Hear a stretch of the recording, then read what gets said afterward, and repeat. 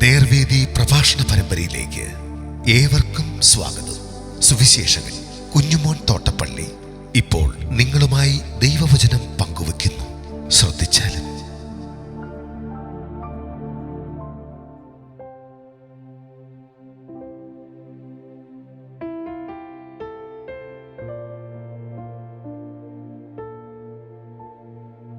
യേശുവിനെ പരിമളം പൂശുന്നു. ദൈവനാമത്തിന് മഹത്വമുണ്ടാകട്ടെ.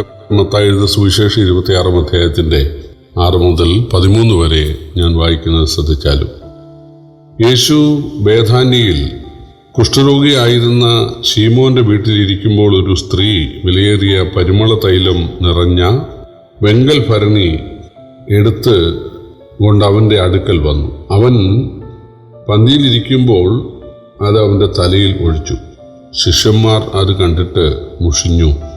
ഈ വെറും ചെലവ് എന്തിന്? ഇത് വളരെ വിലയ്ക്ക് വിറ്റ് ദരിദ്രർക്ക് കൊടുക്കാമായിരുന്നു എന്ന് പറഞ്ഞു. യേശു അത് അറിഞ്ഞവരോട്, സ്ത്രീയെ അസഹ്യപ്പെടുത്തുന്നത് എന്ത്? അവളെങ്കിൽ നല്ല പ്രവൃത്തിയല്ലോ ചെയ്തത്. ദരിദ്രർ നിങ്ങൾക്ക് എല്ലായ്പ്പോഴും അടുക്കയുണ്ട്, ഞാൻ നിങ്ങൾക്ക് എല്ലായ്പ്പോഴും ഇല്ലതാനും. അവൾ ഈ തൈലം എൻ്റെ ദേഹത്തിന്മേൽ ഒഴിച്ചത് എൻ്റെ ശവസംസ്കാരത്തിനായി ചെയ്തതാകുന്നു. ലോകത്തിൽ എങ്ങും ഈ സുവിശേഷം പ്രസംഗിക്കുന്നിടത്തെല്ലാം അവൾ ചെയ്തതും അവളുടെ ഓർമ്മയ്ക്കായി പ്രസ്താവിക്കും എന്ന് ഞാൻ സത്യമായിട്ട് നിങ്ങളോട് പറയുന്നു എന്ന് പറഞ്ഞു.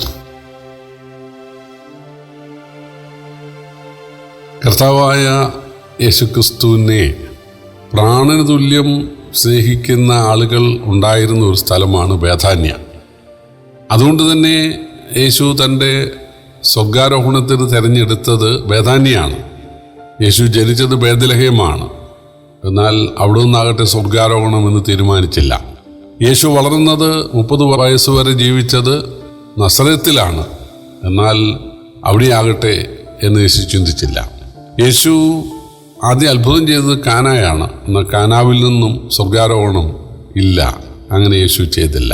നസറത്തിൽ താമസിച്ച ശേഷം യേശു പിന്നീട് ദീർഘകാലം താമസിച്ചത് കപ്പർന്നഹൂമിലാണ്. പക്ഷേ കപ്പർന്നഹൂമും സ്വർഗ്ഗാരോഹണത്തിന് തിരഞ്ഞെടുത്തില്ല. ശമര്യയിൽ പോയി ശമര്യ സ്ത്രീയോടൊക്കെ സുവിശേഷം പറഞ്ഞത് നമുക്കറിയാം. പക്ഷേ ശമര്യ യേശു തിരഞ്ഞെടുത്തില്ല. ഗദർദേശത്ത് പോയി ഭൂതക്രിസ്ത്യനെ സൗഖ്യമാക്കി. പക്ഷേ ഗദർദേശവും സ്വർഗ്ഗാരോഹണം ചെയ്യാൻ തിരഞ്ഞെടുത്തില്ല. യെരുശലേമിൽ പല പ്രാവശ്യം പോയിട്ടുണ്ട്, അവിടെയൊക്കെ പ്രവർത്തിച്ചിട്ടുണ്ട്. പക്ഷേ യെരുശലേമും തിരഞ്ഞെടുത്തില്ല. എന്നാൽ യേശു സ്വർഗ്ഗാരോഹണത്തിനായിട്ട് തിരഞ്ഞെടുത്തത് ബേഥാന്യയാണ്. അതിൻ്റെ കാരണം തന്നെ സ്നേഹിച്ചിരുന്ന ലാസർ അവിടെയുണ്ട്. ലാസർ മരിച്ച് 4-ാം നാൾ ഉയർത്തെഴുന്നേറ്റ് കഴിഞ്ഞപ്പോൾ ആളുകൾ ലാസറിനെ കൊല്ലാൻ പ്ലാൻ ചെയ്തു. കാരണം ആളുകൾ ഇത് നിമിത്തം യേശുവിനെ കൂടുതൽ സ്നേഹിക്കുന്നു, യേശുവിനെ അനുഗമിക്കുന്നു. അതിന് കാരണക്കാരൻ ലാസറല്ലേ? ലാസർ യേശുവിനെ വീട്ടിൽ സ്വീകരിച്ചതുകൊണ്ടല്ലേ? അതാണ്. അതുപോലെ യേശുവിനെ ശുശ്രൂഷിച്ച ഒരു മാർത്ത, യേശുവിനെ വീട്ടിൽ കൈക്കൊണ്ട ഒരു മാർത്ത, യേശുവിന് എൻ്റെ കാൽക്കൽ നിന്ന് വചനം പഠിച്ച ഒരു മറിയ, അതുപോലെ അവളാണ് യേശുവിൻ്റെ കാലിൽ തൈലം പൂശിയത്.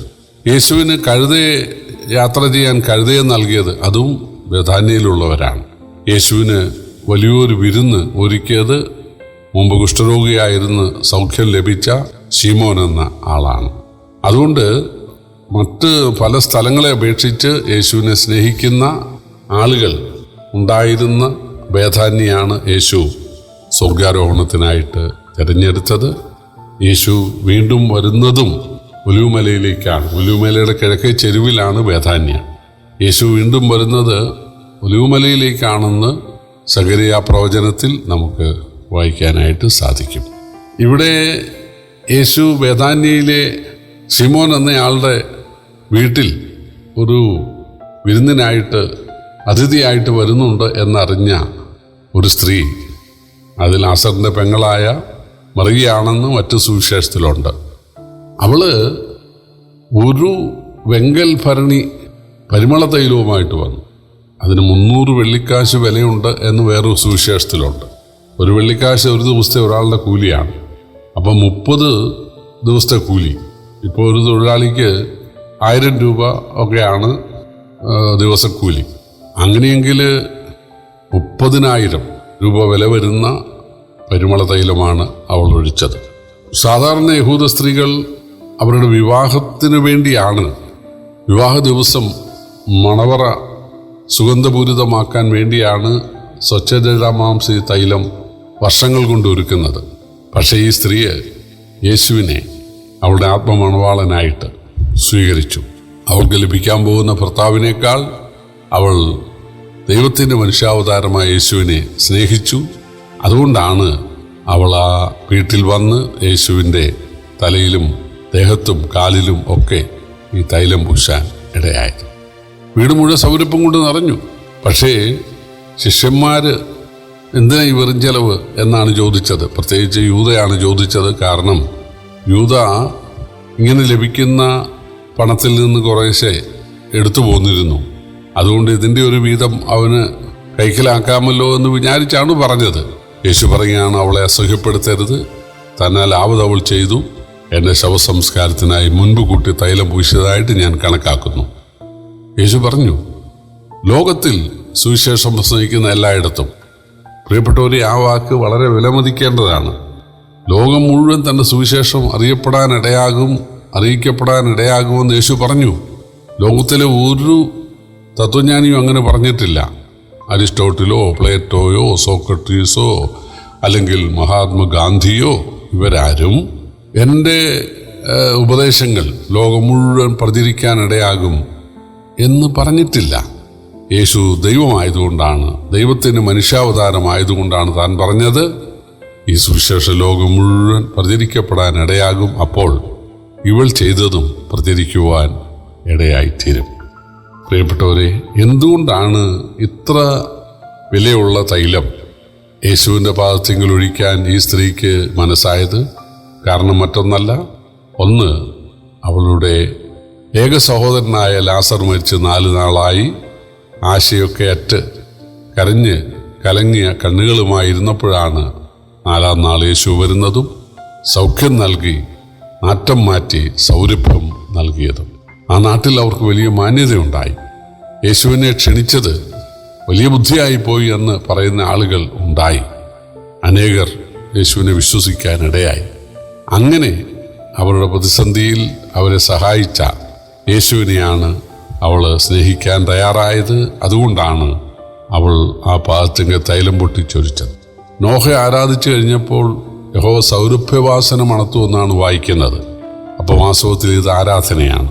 പ്രിയപ്പെട്ടവരെ, ദൈവം നമ്മോട് കാണിച്ച ഉപകാരങ്ങൾ മറക്കാതെ നന്ദി പറയുന്നത് ആരാധനയായി, സൗരഭ്യവാസനയായി കർത്താവ് സ്വീകരിക്കുന്നു എന്നൊരു പാഠം നമുക്ക് പഠിക്കാൻ സാധിക്കും നമ്മുടെ ജീവിതത്തിൽ.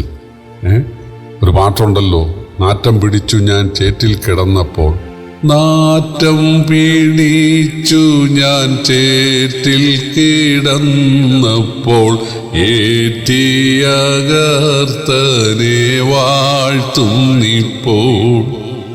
നമ്മുടെയൊക്കെ അവസ്ഥ നാറ്റം പിടിച്ച അവസ്ഥയായിരുന്നു. ദൈവം വെറുക്കുന്ന, ആളുകൾ വെറുക്കുന്ന അവസ്ഥയായിരുന്നു. എന്നാൽ യേശു നമ്മെ കോരിയെടുത്ത് നമ്മളെ ശുദ്ധീകരിച്ചു. നമുക്കെങ്ങനെ അവനെ ആരാധിക്കാതിരിക്കാൻ കഴിയും? ഈ സ്ത്രീയെപ്പോലെ, മറിയെപ്പോലെ നമുക്ക് യേശുവിനെ സ്നേഹിക്കാം, ആരാധിക്കാം. കർത്താവിൻ്റെ വലിയൊരു നാമം വാഴ്ത്തപ്പെടുമാറാകട്ടെ.